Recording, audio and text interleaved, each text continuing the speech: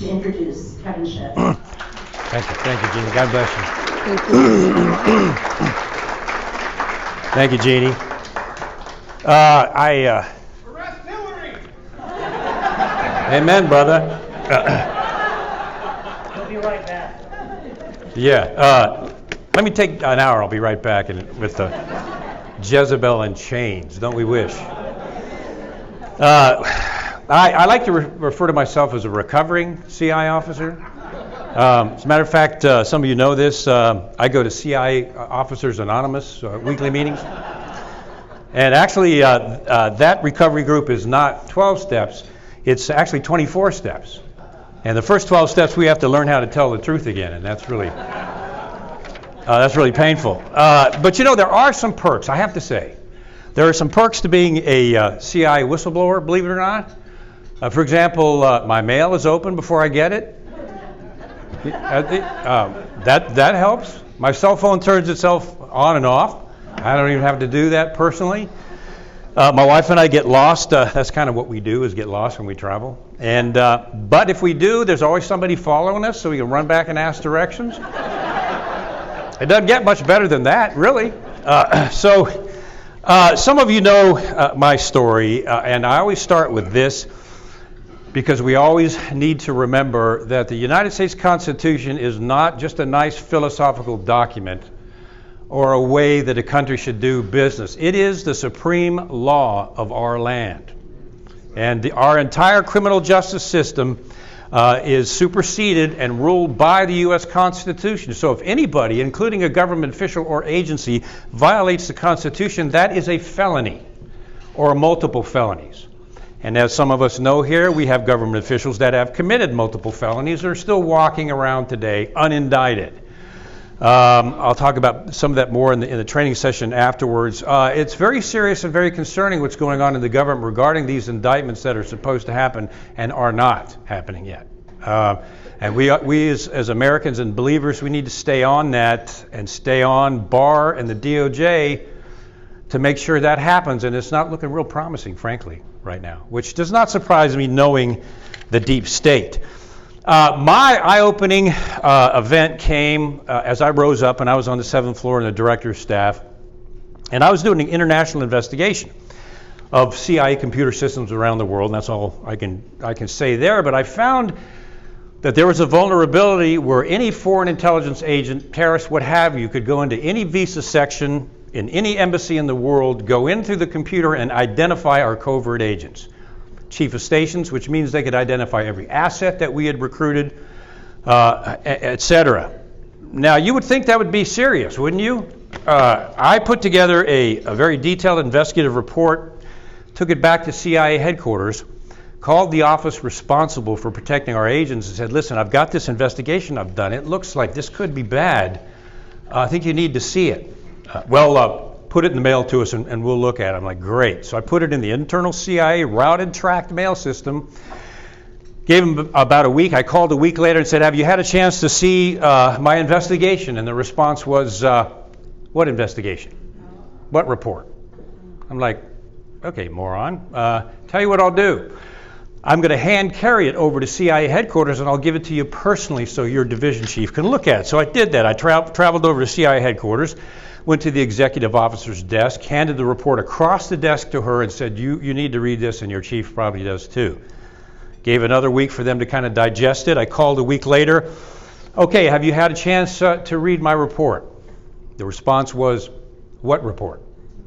I said, you know, the one I just hand carried over the desk and gave to you personally, that report. Well, we must have lost it. We don't know where it is. Then I started to realize, okay, something's not right here.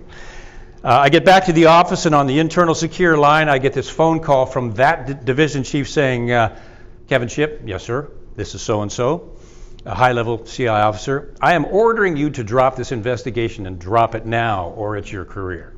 Click. So, sat there kind of shocked for a while, went into the headquarters server. Can we talk? Can I just tell it like it is in this group here? Okay. Went into the CIA server in CIA headquarters, and my investigation was gone.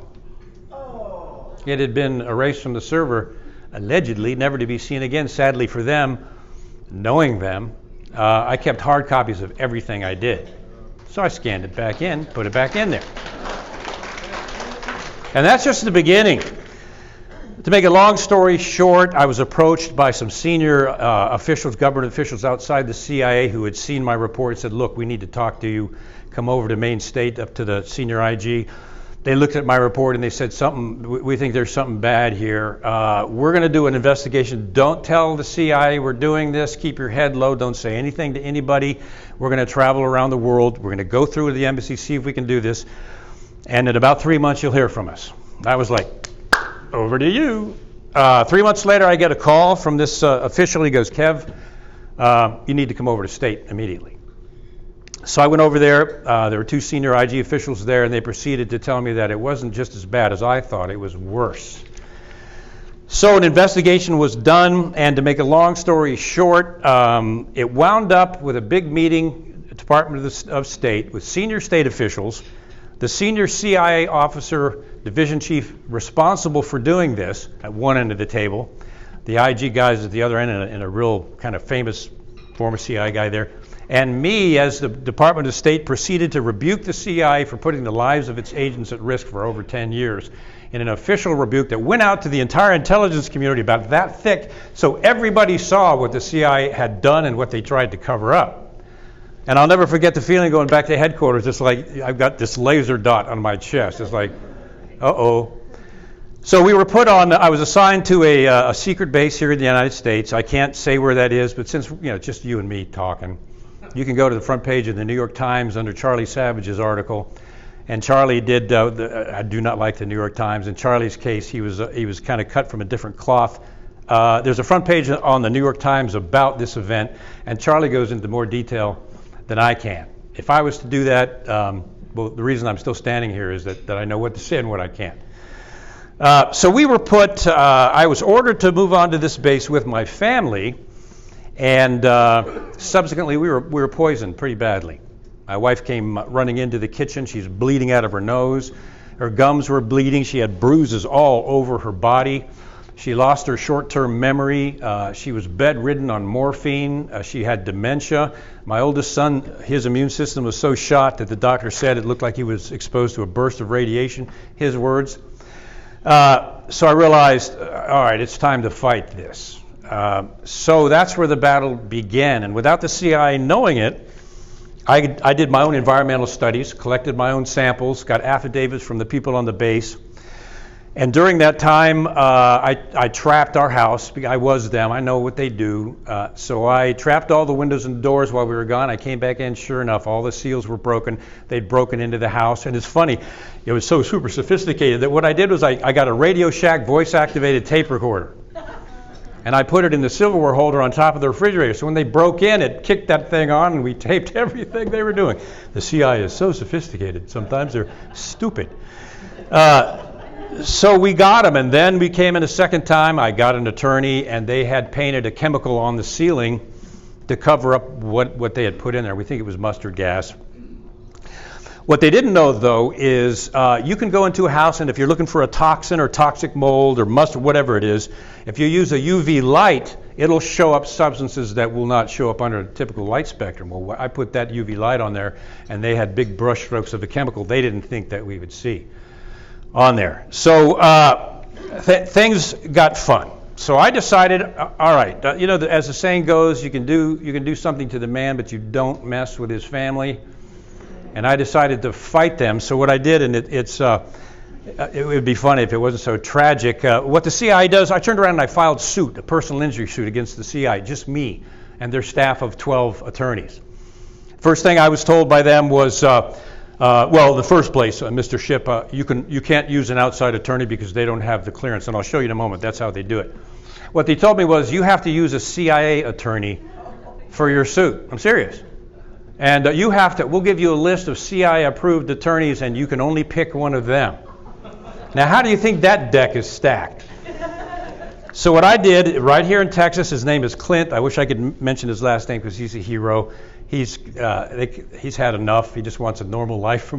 But Clint and I got together, and I contacted the CIA because I was a classifying authority.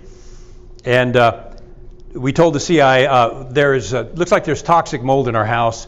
We're filing a rental claim against the insurance company. So I need to get Clint, my attorney, cleared so we can sue this rental company since this is a classified base. Well, the CIA was like, oh, okay. So we got Clint cleared, and then I turned around and sued the CIA with Clint, who was not on their list. Boy, did that make them mad. So it just got worse from there. And I have to tell you, I did a lot of praying about this. I was a believer at the time. And that's the one thing that they didn't plan on was my faith. Because there are thousands of whistleblowers that they have silenced and destroyed in the last 60 years that you will never hear from. Because they've got a perfected systematic system to do this. And I have a speech out there where I break down how they do it.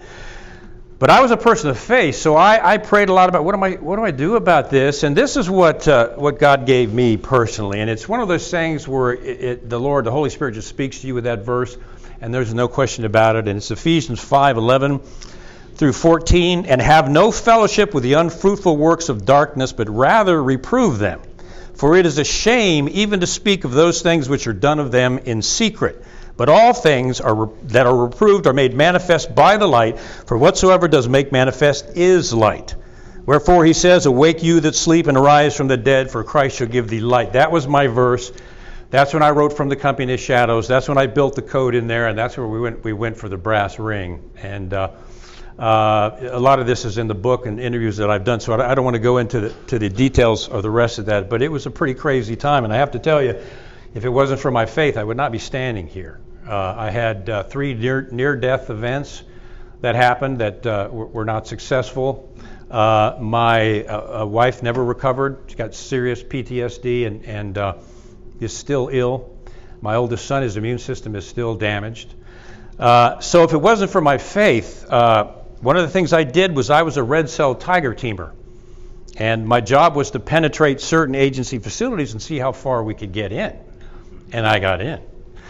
So they knew that I knew how to get in, and that's one of the reasons they went after me with such a vengeance. And I have to be honest with you, that thought did cross my mind. But I'm a believer, and I'm a Christian, and I had to proceed through faith and let the Lord and His power fight this battle for me.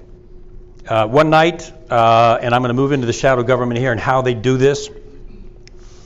One night I'd pretty much had it. It had been 4 years. I was worn out. I'd lost my pension, my retirement. They'd raised all the interest rates on my CI credit loans, so I couldn't afford them. The family was sick.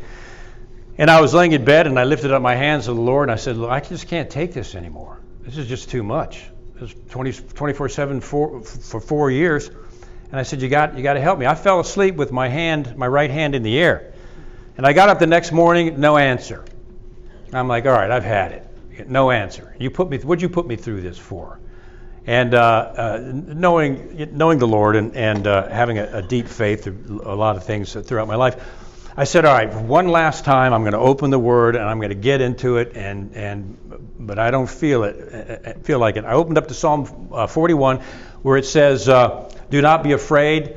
I will hold your enemies accountable. They'll be defeated. And then it says, for I, the Lord, will hold your right hand, saying to you, don't be afraid. I'll help you. Boom. That's all. I had what I needed. So it became my humble mission and, even a calling to come out and expose the unconstitutional parts of our government that function in the darkness of secrecy, many times criminal with drug running and murder and overthrowing governments and destroying whistleblowers and on it goes. And that is what I've tried to get out to doing this 4 times. And I've had pastors and some men that I really respect say, no, you got to keep doing this. God's called you to do this. Otherwise, I wouldn't be doing it. Trust me. So here I am. And what I'm doing is exposing the massive system of secrecy that functions outside of the Constitution and manipulates all 3 branches of our elected government. The CIA manipulates Congress by classifying or blacking out everything that Congress demands and they give them. By classifying information so high that congressmen and women don't have the clearances to see it, so they never see what these operations are. By classifying the CIA budget, the only control that Congress has over the CIA is through the budget. Well, the CIA has made its budget classified. So Congress has no access to the CIA covert budget, and we're talking millions of our tax dollars being spent on programs that we would consider an abomination. And we have absolutely no control about that. I don't know if any of you have heard, but there is this is in addition to Donald Rumsfeld's admission just before 9/11 about the 2.3 trillion missing. There's another $21 trillion missing from the Defense Department budget that they've identified. 21 trillion. Google it. Check it out. I'd go to Catherine Austin Fitts. I don't know if anybody follows her, financial wizard. I'd go to Catherine Austin Fitts' site, and she's got all the documents, all the evidence, all the proof. There's $21 trillion that was apparently spent in a black budget. No one can tell where it came from, what it was used for, or where it went. So once several investigators got on it, Fitts and others, and started finding this out and getting the documents, guess what the government did? What it does, what the shadow government deep state does so well, it classified the $21 trillion and moved it under the classified U.S. national security budget. You see the monster? You see how they do it? I call it the tyranny of secrecy. It's the new tyranny. They function in darkness, they function in secrecy, and they get away with it. And they've been getting away with it for 60 years, since 1947, when the CIA was created, and of course 1913, when we lost our economic freedom in this country through the formation of the secret, unaudited Federal Reserve, made up by foreign banks who meet in secret meetings and affect every aspect of our life. So, what is the shadow government? You hear a lot of talk about the deep state, and I think I'm going to get a bumper sticker that says, I was talking about the deep state when talking about the deep state wasn't cool. Because it was not easy back then, and I was alone. So there's a lot of talk about, even some mainstream talk show hosts are talking about the deep state now, but there is a difference. The shadow government are the secret parts of our government, the CIA, the NSA, the FBI, that function under the power, the juggernaut of secrecy. That's the shadow government. And that's where I come from.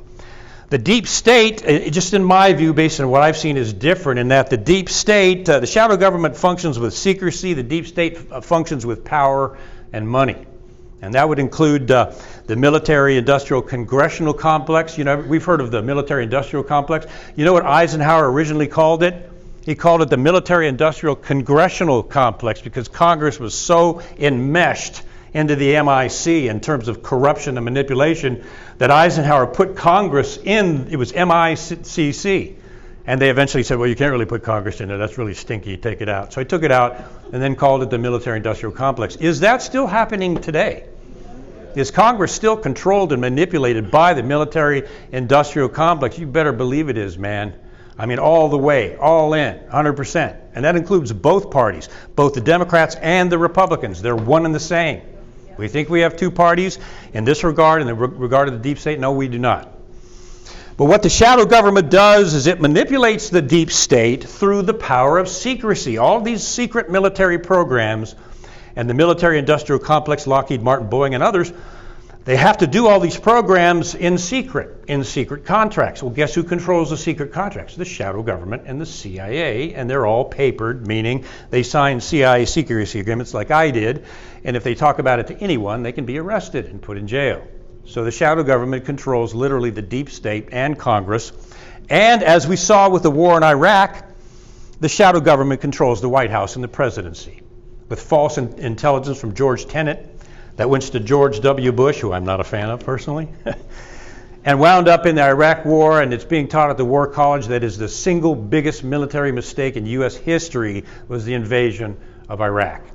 500,000 deaths later of Iraqi citizens, 2,500 U.S. troops killed, 200,000 maimed physically or with PTSD in a war that never should have been fought and was based on a lie by the CIA and by the person, George Tenet, who is the plaintiff in my case. So let me add something to that. After my prayer and the Lord telling me he was going to take me by my right hand, 2 months later, after that prayer, George Tenet was exposed as providing the false intelligence for Iraq, and in lieu of being fired, he resigned from his position at the CIA, based on false intelligence leading to Iraq. I don't know if you remembered that, but I've got the Washington Post front page article, George Tenet resigns, on my wall in a plaque, because the guy that went after my family with all his power and all his attorneys lost his position and was essentially thrown out of government. And the Lord gave us the victory. And that just shows you what God can do. If we just hang in, and it wasn't easy. I'm not saying I didn't suffer, because I did. I wouldn't wish that on anybody, but the Lord gives us the victory. He does, every time. All right, so they function through the power of secrecy. Now I want to show you something. There is a perfected system, as I mentioned, to destroy anybody that crosses the shadow government. Remember JFK, Mafia CIA connected hit involving CIA Director Allen Dulles, who JFK fired and put a stain on Dulles' career that caused him to despise JFK. And Dulles had secret meetings with former CIA officers planning a way to get rid of JFK. Well, after the Kennedy assassination, who did they put in charge of the Warren Commission? Allen Dulles. Deep state, shadow government, right in our face. And then Robert F. Kennedy Sr. killed, evidence destroyed, LAPD removed you guys know this, many of you more than I do. They removed the ballistic evidence and burned the door frames that had the bullet holes in them. Guess who was training the LAPD at the time and still is? The CIA. Yeah, check it out. The CIA has been training the LAPD intelligence unit since way back then. What a coincidence. And then lastly, another example of what they will do to somebody is former CIA Director William Colby, who I had the privilege of meeting. William Colby had been given overhead satellite reconnaissance showing somebody from inside the CIA was leaking it to him, because he was kind of a beloved director after exposing MK Ultra and MK Ultra and some of the heart-stopping technology the CIA had. Colby was starting to blow the whistle. William Colby was about to release the satellite imagery that showed that the feds fired first at Waco, Texas. 1 month later, his canoes found floating down the Potomac River without him in it. 100-man search team, anybody that's researched this knows this, 100-man search team searched that entire section of the Potomac and found only his canoe filled with sand. A couple of investigators came back a week later and they found his body where the canoe was, ironically.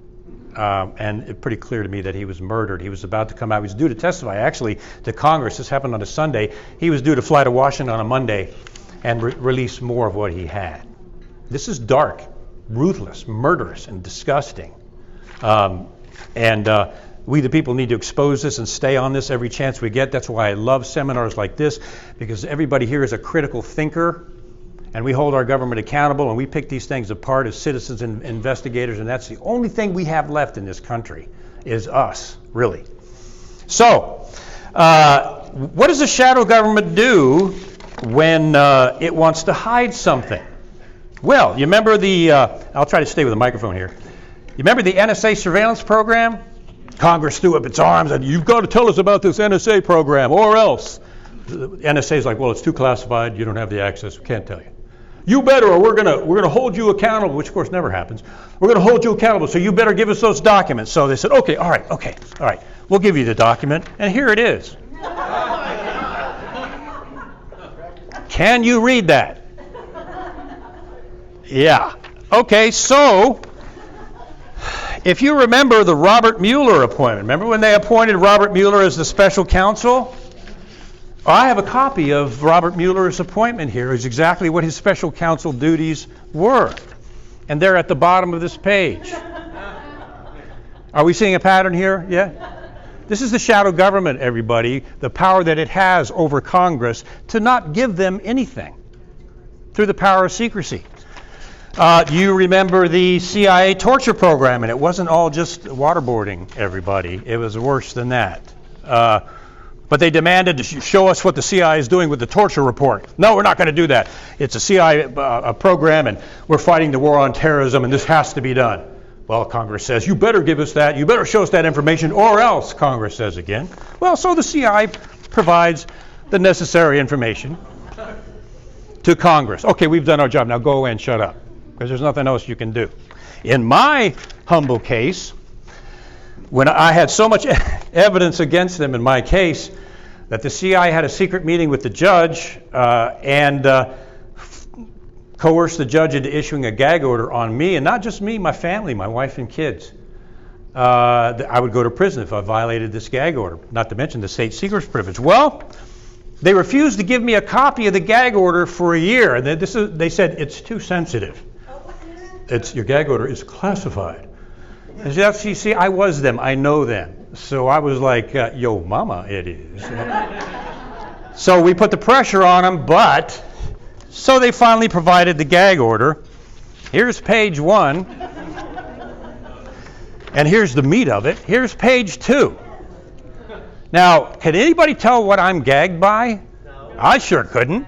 So you talk about entrapment. They gag me, they black it out so I don't know what I'm gagged by. So if I say something I'm not supposed to, they can arrest me based on this classified document, which basically says nothing. And that's how they do it.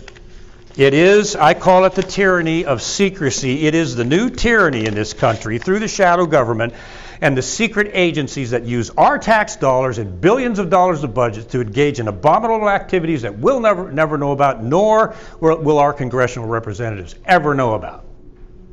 And what is wrong with that picture? Something's very wrong.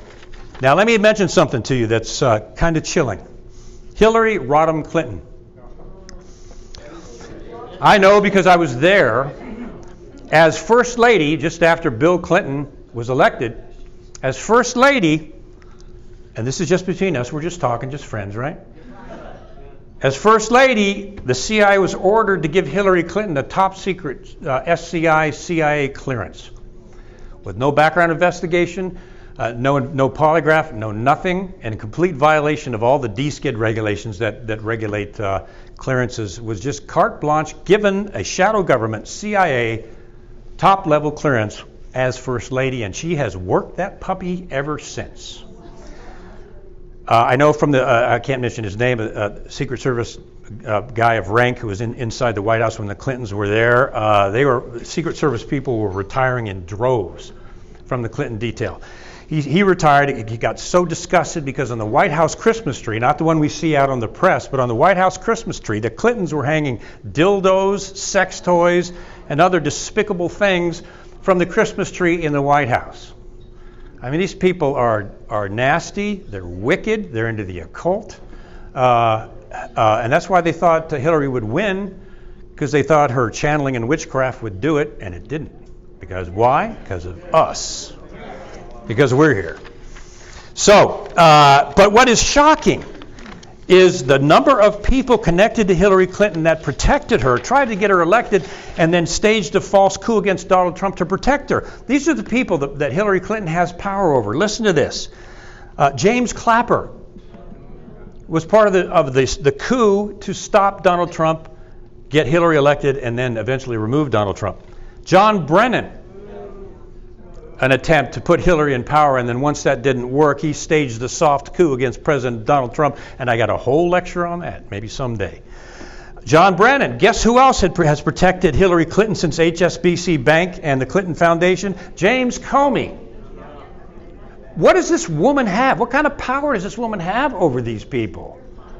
You can see where her international globalist cabal is all the way into our CIA and into our classified parts of our government. Hillary Clinton has gotten all the way in there and manipulated these people.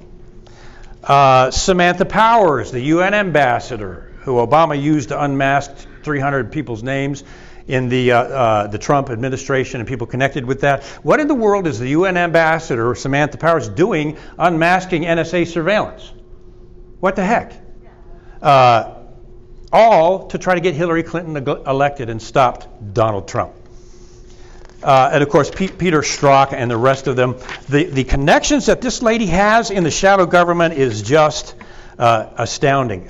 And let me read you something. And this is kind of an operative verse. I know some of you kind of live by this. I certainly do. Ephesians 6:12. Anybody know that verse? For we wrestle not against flesh and blood, but against principalities, powers, against the rulers of the darkness of this world, against spiritual wickedness in high places. And that's what we're facing here. Spiritual wickedness in high places in our government. We are no longer under a constitutional government. We're in a post-constitutional America right now. We have a para-government that functions outside our Constitution with virtual impunity. And it is corrupt, and it is wicked. So I want to finish with something, again, to show you what God can do. Because this could be pretty dark and pretty disturbing. And I don't mean to cause indigestion or ruin your dessert, and especially my food taster sitting back there at the table there. Thank you, Mark. You're still breathing, so I'm going to be okay. William Casey, director of the CIA under Iran-Contra. I was one of the agents. How are we doing time-wise? Doing okay? Okay. I was one of the agents in the hot seat outside William Casey's hospital room when he was dying. He was terminally ill. And when he came back from his surgery, we had to move him from the stretcher onto the bed. And when we did, I had a hold of his heels, and I prayed for him. But God would cause him to accept Jesus as his Savior. Just out of faithfulness. Not because I'm special, I was just available. And I was there. God knew I would do it. Well, as it turns out, about 2 weeks later, they admitted Chuck Colson to the hospital to have some stomach exams done, and he was admitted right underneath the room of CI Director William Casey. And there were two of us believers were praying for the director. So the nurse, bless her heart, who was working with us, goes down to Chuck Colson and says, "Mr. Colson, you know the director of the CI is up there above you. You want me to ask if he wants you to pray for him?" So Chuck Colson said, "Of course." So the nurse went up to William Casey and said, Director Casey, Chuck Colson's down there. Would you like him to come up and pray? And Casey said, yeah. Chuck Colson went up into William Casey's hospital room and led William Casey, the director of the CIA, to accept Jesus Christ as his Lord and Savior. And he died. The last 3 months of his life were spent by bringing his Baptist nurse into his bedside to preach the gospel to him every single day until he passed away. Did you see that in the press anywhere? Of course not. But again, it shows you the power and the miracles that God can do anywhere, anytime, with any principality, any power in high places. The Lord can do it. And that's where we as believers in the body of Christ come in, because there's power in prayer and there's power in intercession.